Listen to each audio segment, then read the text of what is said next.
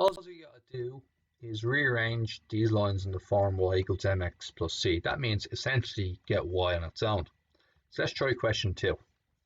Bring the 5x and the 12 over the other side, and we get minus 2y equals minus 5x plus 12. Multiply both sides by minus, and you get 2y equals 5x minus 12. Divide both sides by 2. Y equals 5 over 2x, and then 12 over 2 is minus 6. Now, there's a formula in your notes. It's called y equals mx plus c. What this means for this line is that this line will cross the y-axis at the point 0, minus 6.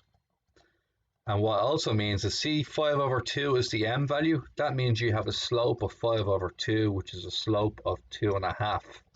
That means you're going across 1 and up 2.5 every time. So it means it's a positive slope that goes through the line 0, minus 6. So your 0, minus 6 will have a line going through it that has a positive slope of 1 across and 2.5 up. That's all what this chapter means, okay? So let's have a look at question 5 now. Same deal. See if we can make sense of this. Actually, not 5, we'll go for 4. 4 is a better one. 4x minus 3y plus 21 equals 0. Once again, get y on its own. You get minus 3y equals minus 4x minus 21. Multiply both sides by negative. 3y equals 4x minus 21. Divide by 3, y equals 4 over 3x. And then 21 divided by 3 is 7. Now let me explain what this one means. Once again, using the formula y equals mx plus c. What we know about this line, the line we started off with, is that it has a slope of 4 over 3 because it's a mx plus c. So slope would be 4 over 3, which is 3 across 4 up is what the slope should look like. So it'll be diagonally right up, and it crosses the y-axis at minus 7. So 0, minus 7 would be a point.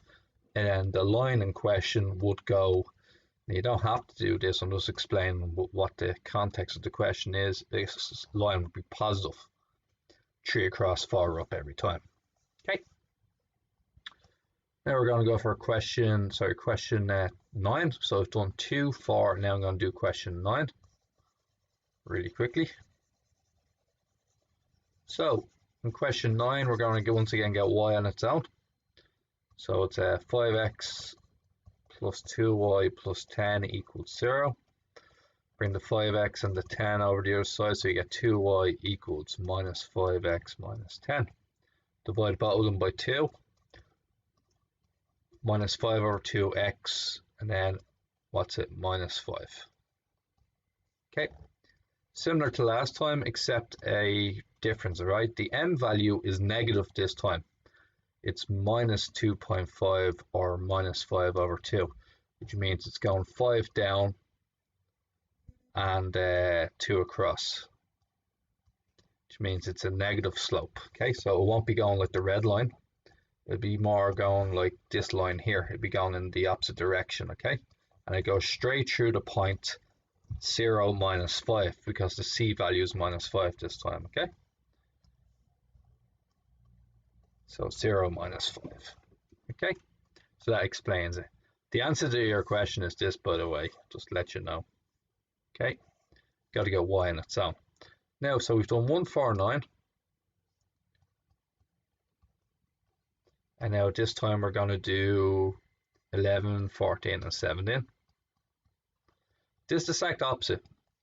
We have y equals minus 2x plus 11, and we got to rearrange it.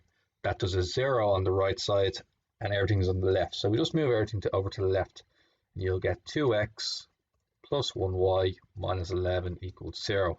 Lead with the x, the y comes second, the number comes third. Okay, happy days. Next one we're going to look at is y equals 3 over 5x take away 6.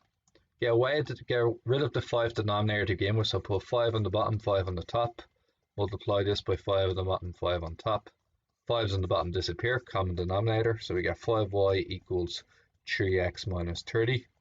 Move everything to the left, so what you're going to get is minus 3x plus 5y plus 30 equals 0.